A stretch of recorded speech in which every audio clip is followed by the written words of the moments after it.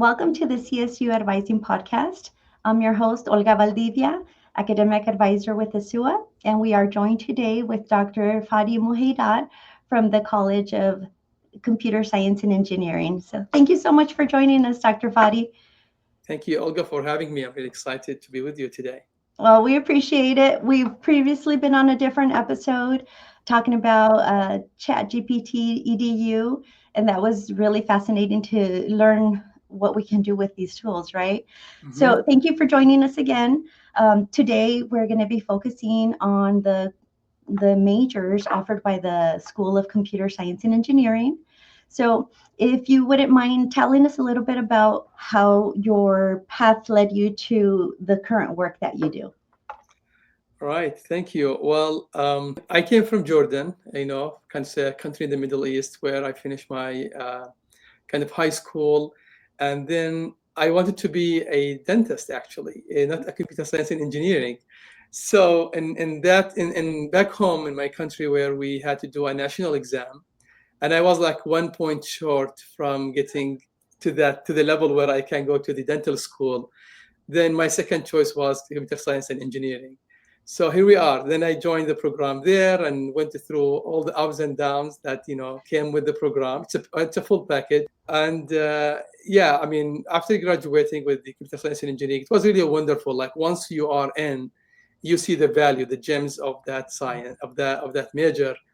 And then I was really excited. After graduation, I got my job and kind of went through different career pathways until eventually the dream where it brought me to the US and to get my grad school. Part of it is me and the support of my wife, my family, and part also is my mom's she wants to see that I'm a doctor, not necessarily a physician, just a doctor. I mean, she's okay not being a physician because it's a bigger dream. Absolutely. But I was able I said, okay, let's just do it for computer science and engineering. So I came to the US kind of to navigate that grad school and different culture. And I think that some of our students also kind of have some similar experience when it comes to trying to go outside their comfort zone. And I think that's what I decided to do. Being married, having a kid, my daughter at that time, so leaving them back home and came to the US and to my program. Later, they joined me, and we went through the journey. It was not a straightforward, it's not easy, but again, it is every time there's a new motivation, new incentive to keep going and to be Absolutely. successful. And here we go. I got my degree in 2017, and then came to California, became my first kind of state where I start my professional job as a faculty. I worked 2 years in the north of California, then joined the Cal State San Bernardino in September 2019. And I'm really very proud being here at Cal State San Bernardino.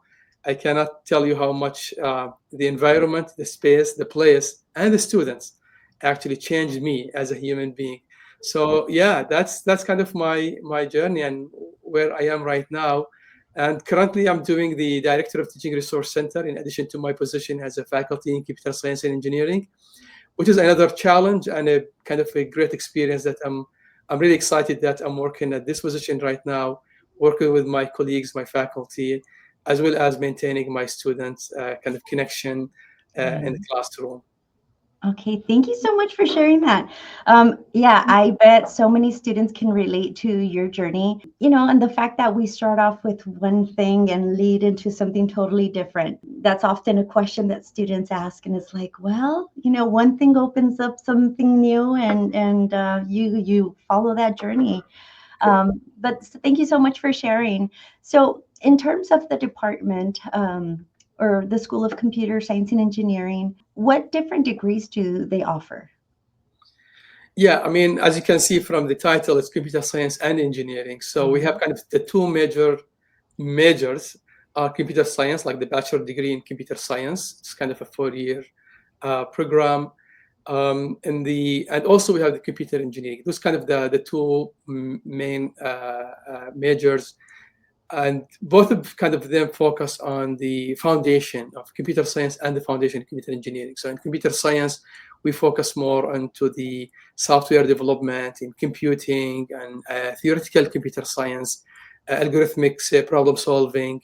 So, and how computer works, and how, what is kind of behind the scene that seems like people only see computer science as programming. It's not true. And I think that may be part of the misconception about computer science. Same thing about engineering. Like, the gap is small between both majors. However, in computer engineering, we focus more into the hardware, like kind of the integration for both the software and the hardware, where our students have like more hands-on experience with different kind of state-of-the-art, technologies that they need to have that kind of experience with.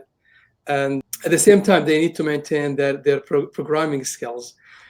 So again, we focus more into the hands-on. The good thing about the computer engineering as well is, at the end of the last academic year, our students go through a full year of kind of engineering design course, where they basically put everything they learned into that project.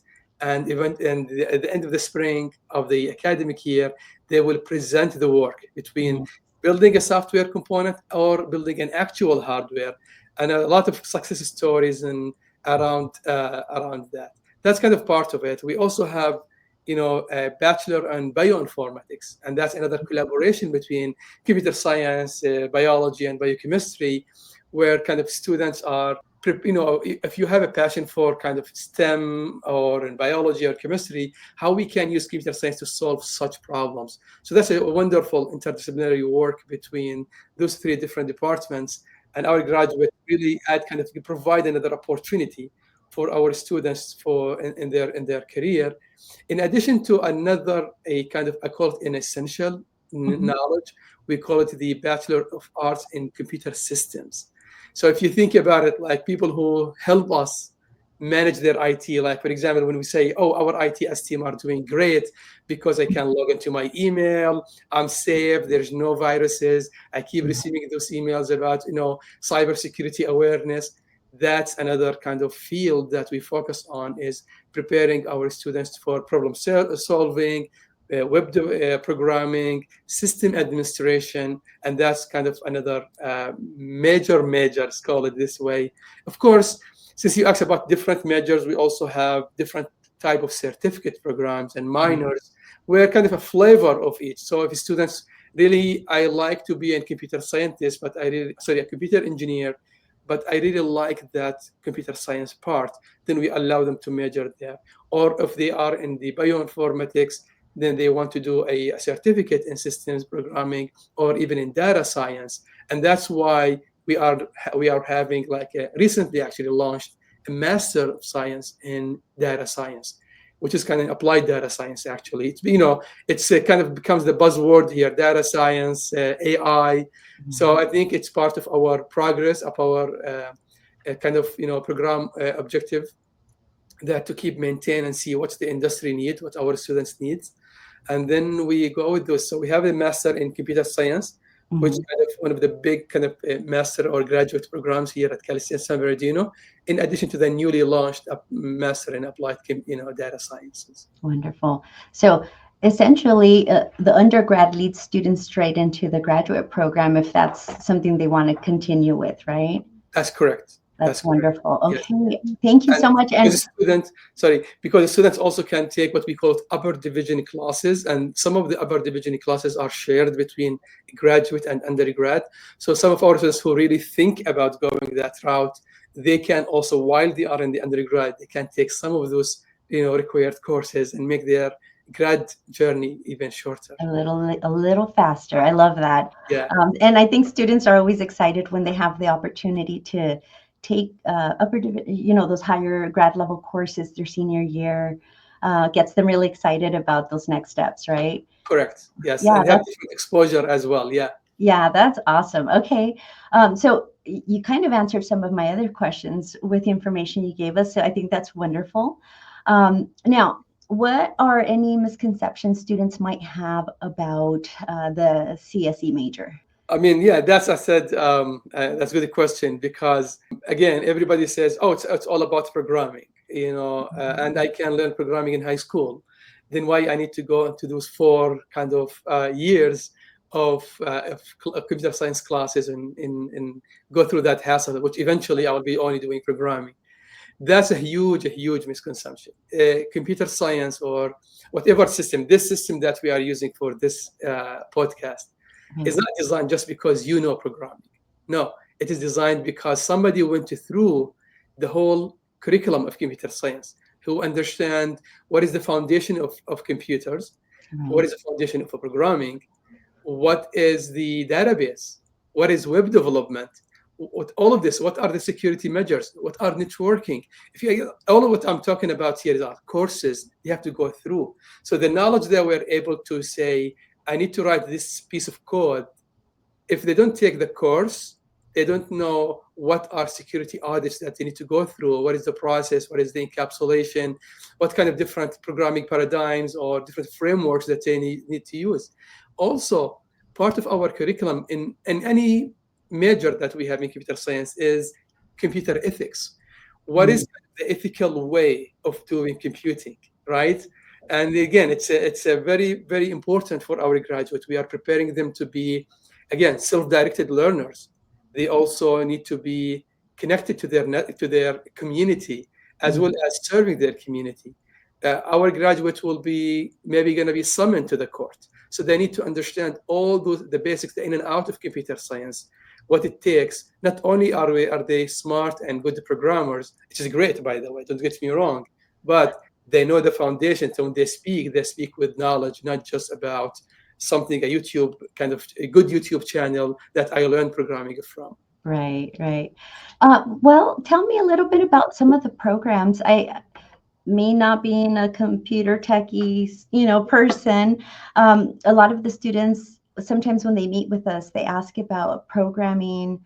I've heard a few different names. Can you tell us some of the big programs that are used? As I said, I mean, if we speak like maybe 10 or 15 years ago, we can talk about, oh, people are writing, for example, programs in C or C++ languages, or they're even using what we call the hardware descriptive language like VHDL or System Verilog, or even assembly language. People who play games, they understand when I say assembly language because, we can go and fine tune those games to the assembly level. Assembly, when we talk about hardware level language, kind of, go to the lower level.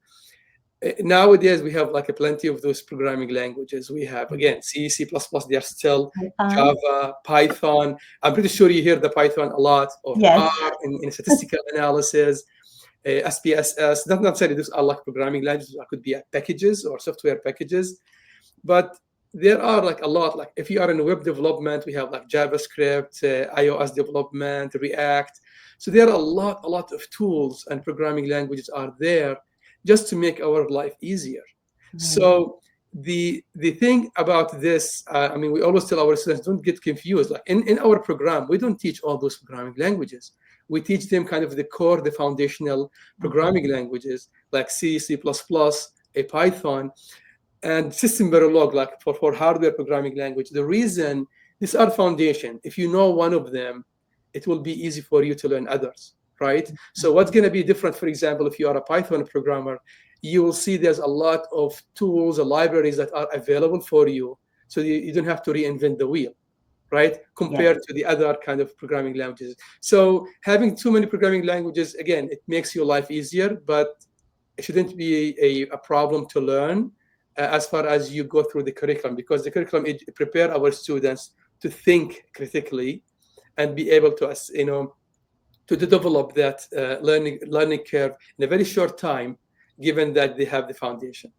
Okay. You mentioned game design, and that's a question we get a lot. How would you say the majors, just like the general major, is compared to the specific game design major? Yeah, I mean, when we start talking about like, the kind of the minors, because we have the computer systems, and Mm. within that we can have web development or game design. So if you look at the curriculum, you will find they have the like maybe around 20 units or even more on the foundation, like regardless of the game design or system programming or whatever, sub major or minor, you will have to go through that foundation. What's going to be different is the specific courses Mhm. that we kind of students need to go through or pass that are specific for game design.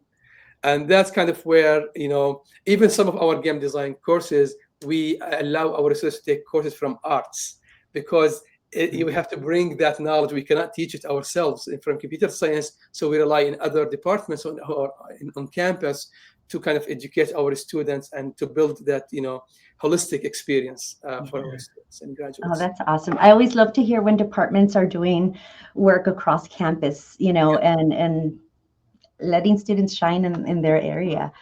correct. So, what different resources can you share that the college has available to students?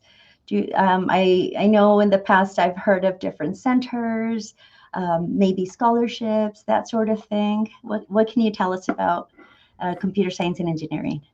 Yeah, I mean, we are a school in the College of Natural Sciences, so definitely there is a lot of kind of services and resources at the school level as Hmm. well as at the college level. For Right. example, at the college level, we have the Science Success Center, right? That kind of provides advising, workshops, career panels, enhances student development, and it's another place, a wonderful place actually for our students, to be there and interact and meet and talk. So it's such a wonderful that at the college level.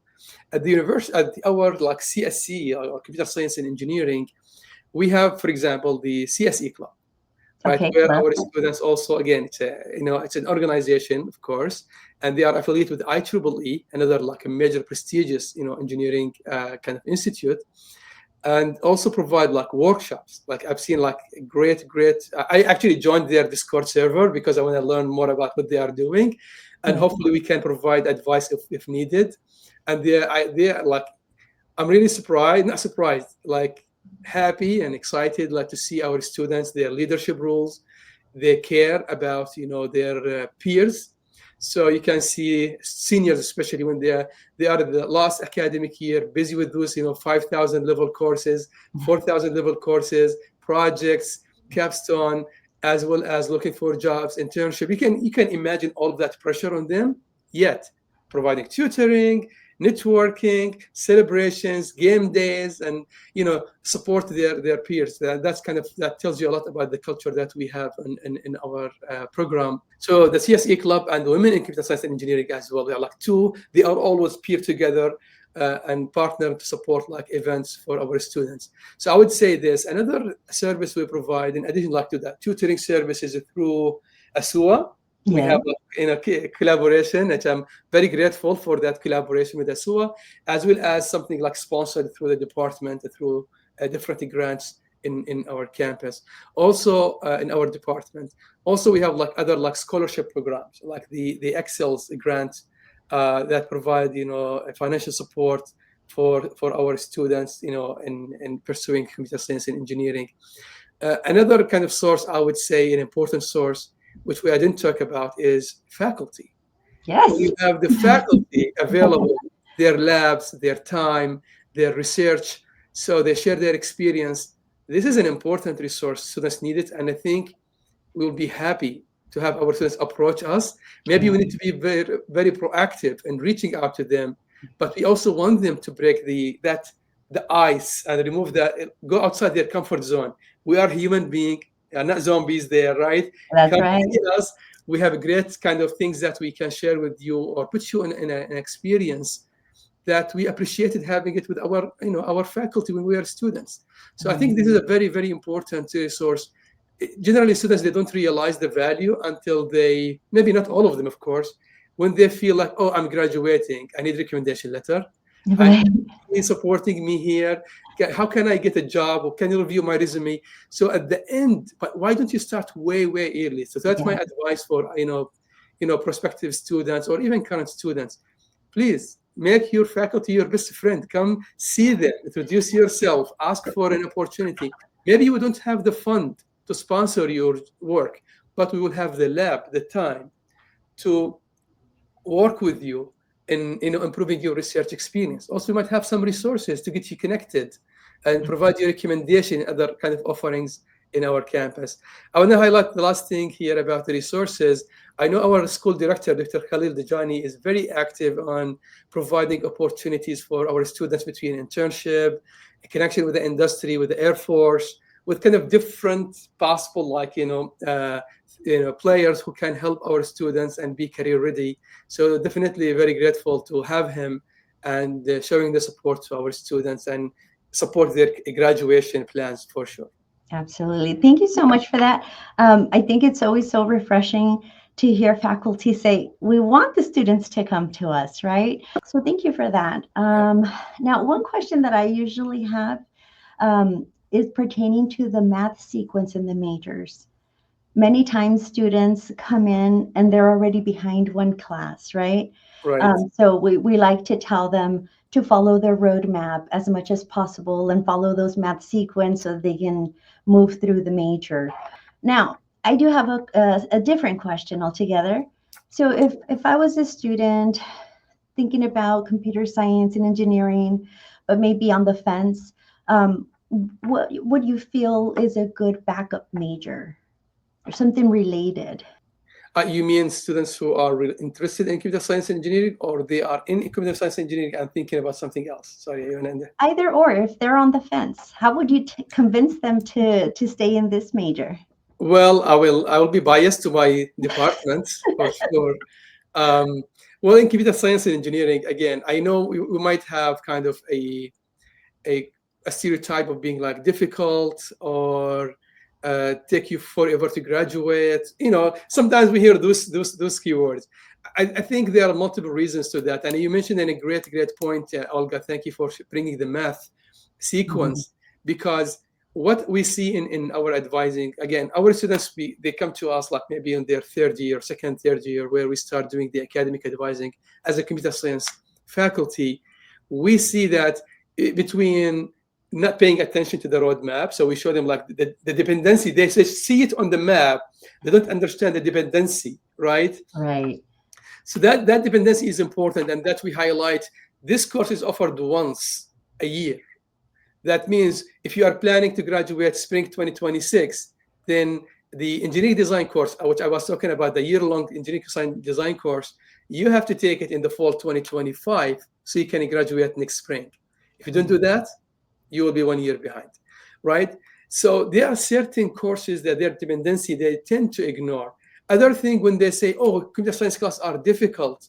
Let me focus more into my GEs. Let me take it easy on this class and that." And as you said, they might miss that kind of the milestone. Oh, you should have taken calculus too, because that will open this course. That course will open another two courses for you. So that could be maybe they are not feeling ready to go to the engineering courses at that time, which we don't blame them. Mhm. That's part. I hope this video will be a good way for our students to learn that it's not about difficulty. Every class comes with its own challenges, right? Think about it, when you end up taking a 5 courses upper division CSE, that would be too much. It's However, heavy. if you do the balance, then you might take one GE course, one computer science engineering course, 3 computer science engineering courses, so you can find kind of diverse courses and different kind of workload. So that's I think very important. So for our students coming to us, I would say, if you are in the fence, assess your kind of your interest. Like, where's your passion? Do you think you might be into the technology? Can you think about, will you be able to develop a problem solving? Because the reason I'm talking about problem solving or critical thinking, or for me, curiosity is the first one. Always. If you have the curiosity, go computer science and engineering. You will do great, regardless of any other passion. If you have a great problem solving, the reason I'm mentioning this, because with this AI, generative AI that we talked about last time, what's going to distinguish you is not just about how strong a programmer you are. No, you have to be how critical thinker you are, right? Mhm. So I would say, think about yourself. If you find yourself great problem solvers, you kind of develop a certain framework between your innovation, and I think you have what it takes to be in computer science and engineering, because what's left is just being in the class, go through the process, build those skills together, and use that problem solving while learning a new tools like programming. So I think that will be a good thing. Another way, you can take our introductory courses, right? CSE, for example, 2010, CSE 1300, CSE, 1100. Take those courses and find yourself. Do you think you belong? If that's the case, then that's another sign that computer science engineering is mine. And as always, I said this before and I will always say it, don't wait until somebody tell you go see your faculty. We are available from day one on campus, not from second year or third year in your major. Ask for mentorship. And I know now the university through like Science System Center, Office of Student Research, Career Center, they are doing great job educating our students and kind of removing those barriers, bridging that gap, and moving our students, to see their faculty, and also inviting us to be part of their activities. Like ASUA, for example, being in first year experience, welcoming the students. So seeing us asking those questions will help them realize that, oh, it's not difficult. I can do Right. it. It's manageable, right? And you mentioned something about the resources. We have a ton of resources on campus, and our resources can utilize that. So that's kind of my advice to students who are there. Find your passion and think if that career or that, think about your career, right? Where you want to be, but don't just make the career is also the goal. Think about what's going to take you through that. Because if you are not happy with your major, regardless of the career, you will not be successful there, right? So that's very important that you find your passion before continue in that major. But Thank you please, so much for that answer. I just think that's beautiful to hear. Find your passion, right? And go from there. Thank you so much. I just want to echo what you said. Meet your faculty early. There's no reason to have to wait until your junior year, because you're right. It's all a balance, and we try to do our best at telling students to mix their GEs with their major, because we see students that finish all their GEs, then they're in that place where it's like, okay, I have 5 upper division major courses, and the course load may be very heavy. So, always finding that balance, I think is just going to make a happier student, less stress, and better planning, right? right, agree. Well, thank you so much. Do you have any final thoughts? Anything else you would like to share with our students? If I would like share this message for like prospective students, I think Calcis Bernardino is a wonderful place to be at. I mean, if you are like in doubt, should I choose CSUSB? I will assure you, choose it and you will not regret that decision. It's such a wonderful space. Care about students first, and that's something that we do. In even as I'm gonna put my faculty perspective, I was excited to be at Calcis Bernardino. I'm really happy where I am, and I cannot be thankful for everybody around me who support me, who like can hand their support, and they provide me with a smile, with a welcome. And I think that tells a lot about who we are at Cal State San Bernardino. So we always share with our students like how vulnerable we are, right? I came from I'm not saying like a middle class, no, even way lower than middle class family. I work with my family, my father, my grandfather in the farm after school, and without a scholarship that my father was like eligible to, I would not be in college, right? And now here we are. I had my own hiccups and downs in my college. I almost failed a course or two. And I always mention this to my students: the 2 courses that I almost failed when I was undergrad, actually the 2 courses that I'm teaching at Cal State San Bernardino. So I tell them, look, guys, if anybody could have been going through these hiccups and give up, it's me. But look where I am right now. And I think that's very important, and our students are like a shining diamond. We need kind of to scratch that diamond and to see the value of them, and look at the career center, like to the research, competition, right? Meeting of the minds and other kind of great opportunities that we have here. Our students are going to the CSU level. They are competing with their peers at CSU level. They're competing at the national conferences. So that's who we are, So never ever underestimate who you are, and never doubt what we can offer you at Cal State San Bernardino. Amazing. Thank you so much, Dr. Muheidat. We appreciate your time, and we're just so happy to have amazing faculty that care so much about our students. So thank you again for joining us. Of course, And thank you so much for having me. absolutely. So maybe we see you in the near future. For sure.